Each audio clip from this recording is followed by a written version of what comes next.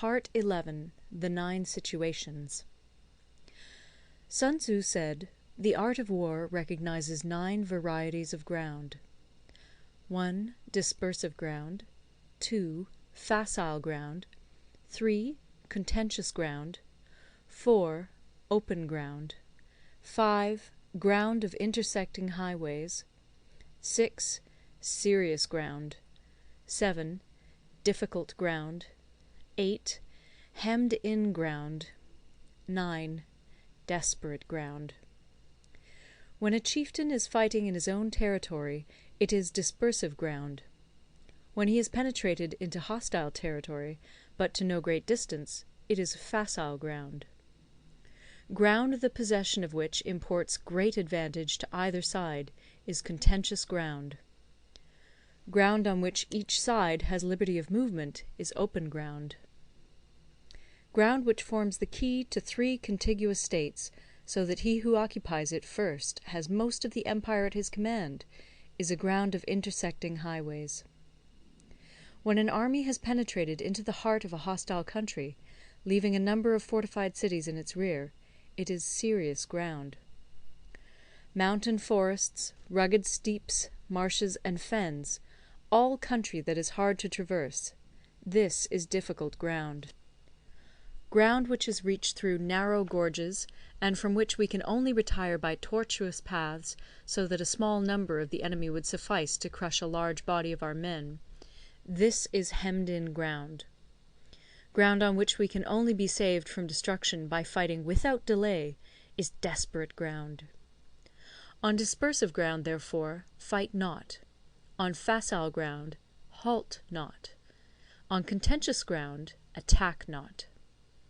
On open ground, do not try to block the enemy's way. On the ground of intersecting highways, join hands with your allies. On serious ground, gather in plunder. In difficult ground, keep steadily on the march. On hemmed-in ground, resort to stratagem. On desperate ground, fight. Those who were called skilful leaders of old knew how to drive a wedge between the enemy's front and rear, to prevent cooperation between his large and small divisions, to hinder the good troops from rescuing the bad, the officers from rallying their men. When the enemy's men were united, they managed to keep them in disorder. When it was to their advantage, they made a forward move. When otherwise, they stopped still. If asked how to cope with a great host of the enemy in orderly array, and on the point of marching to the attack, I should say, begin by seizing something which your opponent holds dear. Then he will be amenable to your will. Rapidity is the essence of war. Take advantage of the enemy's unreadiness. Make your way by unexpected routes, and attack unguarded spots. The following are the principles to be observed by an invading force. The further you penetrate into a country, the greater will be the solidarity of your troops, and thus the defenders will not prevail against you. Make forays in fertile country in order to supply your army with food. Carefully study the well-being of your men, and do not overtax them. Concentrate your energy and hoard your strength. Keep your army continually on the move, and devise unfathomable plans. Throw your soldiers into positions whence there is no escape, and they will prefer death to flight. If they will face death, there is nothing they may not achieve. Officers and men alike will put forth their uttermost strength. Soldiers, when in desperate straits, lose the sense of fear. If there is no place of refuge, they will stand firm. If they are in hostile country, they will show a stubborn front. If there is no help for it, they will fight hard. Thus, without waiting to be marshalled, the soldiers will be constantly on the qui-vive. Without waiting to be asked, they will do your will. Without restrictions, they will be faithful. Without giving orders, they can be trusted. Prohibit the taking of omens, and do away with superstitious doubts. Then, until death itself comes, no calamity need be feared. If our soldiers are not overburdened with money, it is not because they have a distaste for riches. If their lives are not unduly long, it is not because they are disinclined to longevity. On the day they are ordered out to battle, your soldiers may weep, those sitting up bedewing their garments, and those lying down, letting the tears run down their cheeks. But let them once be brought to bay, and they will display the courage of a Chu or a Kui. The skilful tactician may be likened to the Shuai Jan. Now, the Shuai Jan is a snake that is found in the Ch'ung Mountains. Strike at its head, and you will be attacked by its tail. Strike at its tail, and you will be attacked by its head. Strike at the middle, and you will be attacked by head and tail both. Asked if an army can be made to imitate the Shuai Jan, I should answer yes. For the men of Wu and the men of Yue are enemies. Yet if they are crossing a river in the same boat, and are caught by a storm, they will come to each other's assistance, just as the left hand helps the right. Hence it is not enough to put one's trust in the tethering of horses and the burying of chariot wheels in the ground. The principle on which to manage an army is to set up one standard of courage, which all must reach. How to make the best of both strong and weak, that is a question involving the proper use of ground. Thus, the skilful general conducts his army just as though he were leading a single man, willy-nilly, by the hand. It is the business of a general to be quiet, and thus ensure secrecy; upright and just, and thus maintain order. He must be able to mystify his officers and men by false reports and appearances, and thus keep them in total ignorance. By altering his arrangements and changing his plans, he keeps the enemy without definite knowledge. By shifting his camp and taking circuitous routes, he prevents the enemy from anticipating his purpose. At the critical moment, the leader of an army acts like one who has climbed up a height and then kicks away the ladder behind him. He carries his men deep into hostile territory before he shows his hand. He burns his boats and breaks his cooking pots. Like a shepherd driving a flock of sheep, he drives his men this way and that, and nothing knows whither he is going. To muster his host and bring it into danger, this may be termed the business of the general. The different measures suited to the 9 varieties of ground, the expediency of aggressive or defensive tactics, and the fundamental laws of human nature, these are things that must most certainly be studied. When invading hostile territory, the general principle is that penetrating deeply brings cohesion; penetrating but a short way means dispersion. When you leave your own country behind and take your army across neighbourhood territory, you find yourself on critical ground. When there are means of communication on all 4 sides, the ground is one of intersecting highways. When you penetrate deeply into a country, it is serious ground. When you penetrate but a little way, it is facile ground. When you have the enemy's strongholds on your rear and narrow passes in front, it is hemmed-in ground. When there is no place of refuge at all, it is desperate ground. Therefore, on dispersive ground I would inspire my men with unity of purpose. On facile ground, I would see that there is close connection between all parts of my army. On contentious ground, I would hurry up my rear. On open ground, I would keep a vigilant eye on my defences. On ground of intersecting highways, I would consolidate my alliances.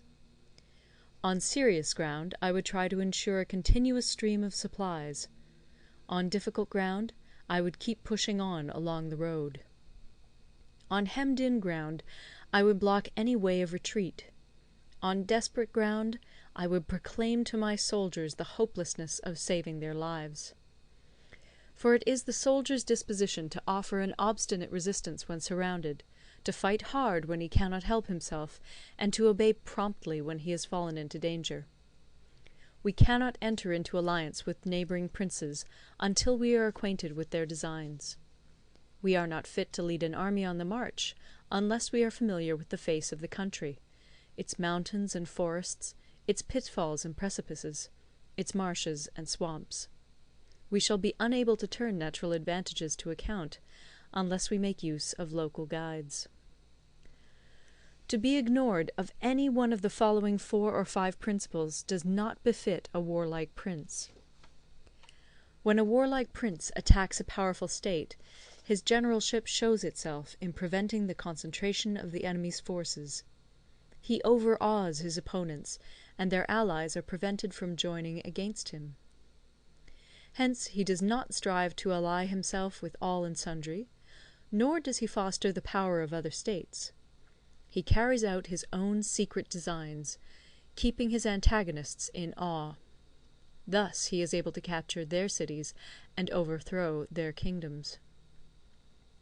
Bestow rewards without regard to rule, issue orders without regard to previous arrangements, and you will be able to handle a whole army as though you had to do with but a single man.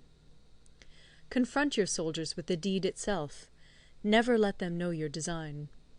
When the outlook is bright, bring it before their eyes, but tell them nothing when the situation is gloomy. Place your army in deadly peril, and it will survive. Plunge it into desperate straits, and it will come off in safety. For it is precisely when a force has fallen into harm's way that it is capable of striking a blow for victory. Success in warfare is gained by carefully accommodating ourselves to the enemy's purpose. By persistently hanging on the enemy's flank, we shall succeed in the long run in killing the commander-in-chief.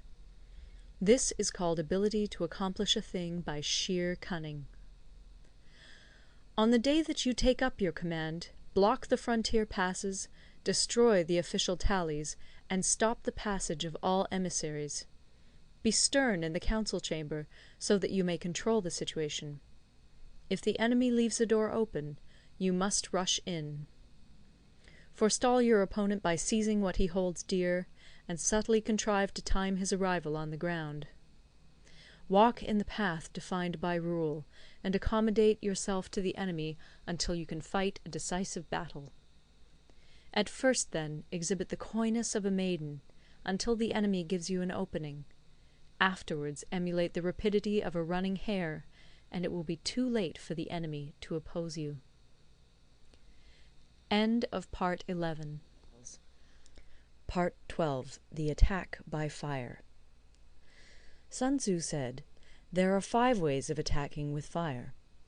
The first is to burn soldiers in their camp. The second is to burn stores. The third is to burn baggage trains. The fourth is to burn arsenals and magazines. The fifth is to hurl dropping fire amongst the enemy." In order to carry out an attack, we must have means available. The material for raising fire should always be kept in readiness. There is a proper season for making attacks with fire, and special days for starting a conflagration. The proper season is when the weather is very dry.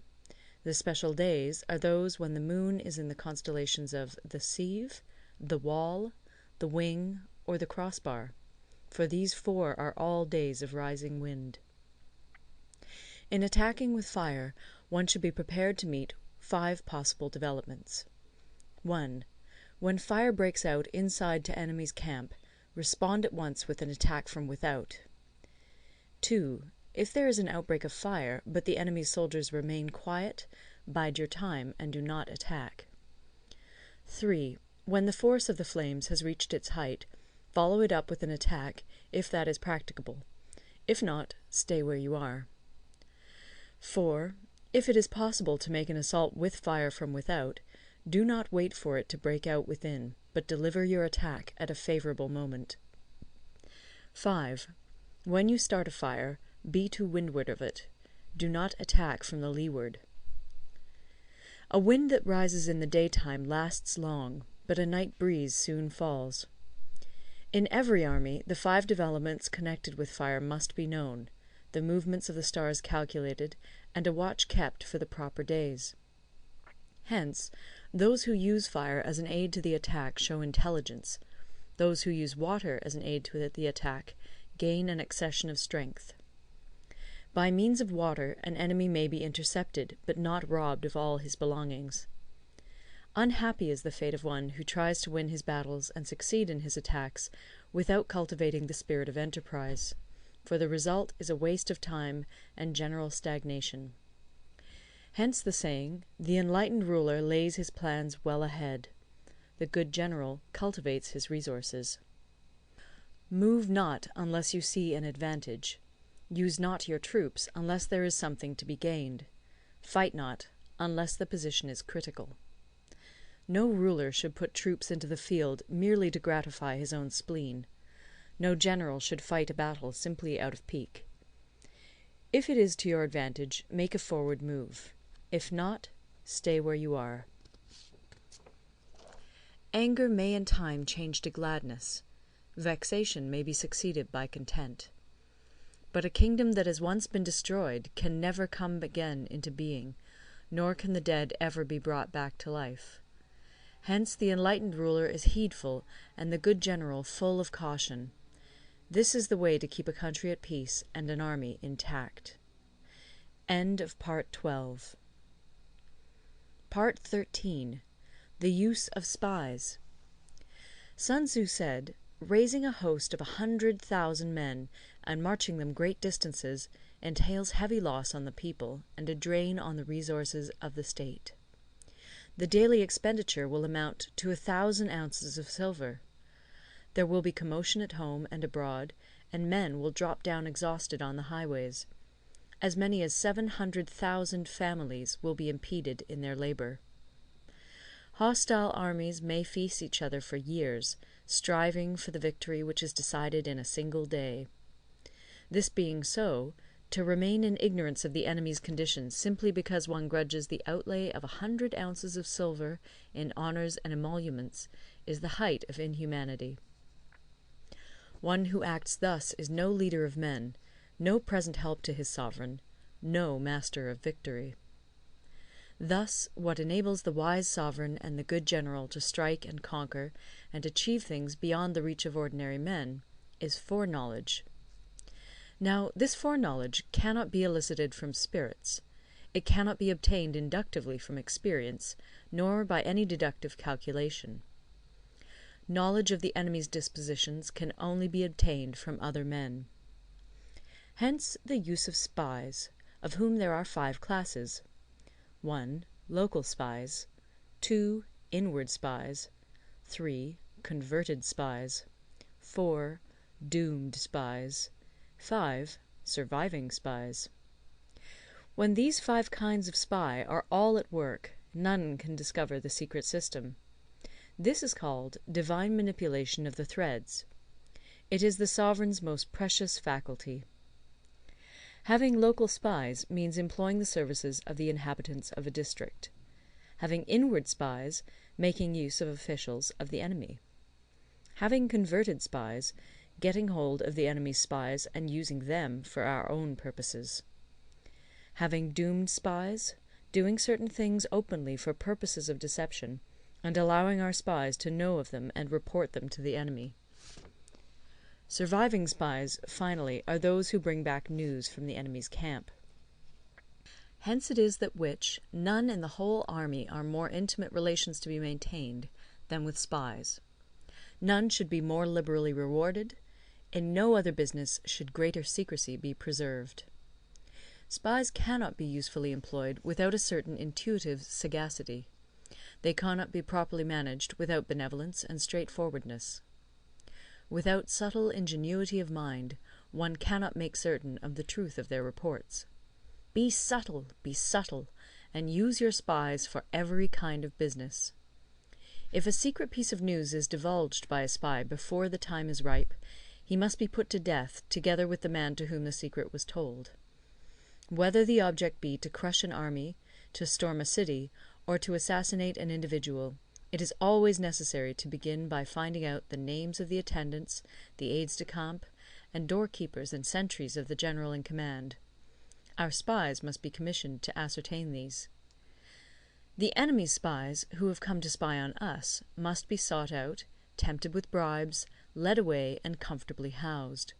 Thus they will become converted spies and available for our service.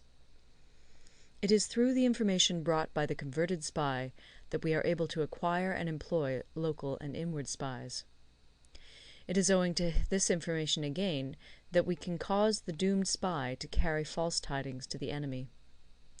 Lastly, it is by this information that the surviving spy can be used on appointed occasions.